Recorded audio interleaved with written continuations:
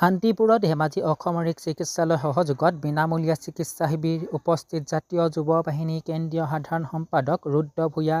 সোমবাৰে দিনৰ প্ৰায় 12মান বজাত শান্তিপুৰ যুৱ সংঘৰ উদ্যোগত আৰু ধেমাজি অসামৰিক চিকিৎসালয় আৰু পুকিয়া উপ স্বাস্থ্য কেন্দ্ৰৰ চিকিৎসকৰ সহযোগত বিনামূলীয়া স্বাস্থ্য চিকিৎসা শিবিৰ আয়োজন কৰা হয়।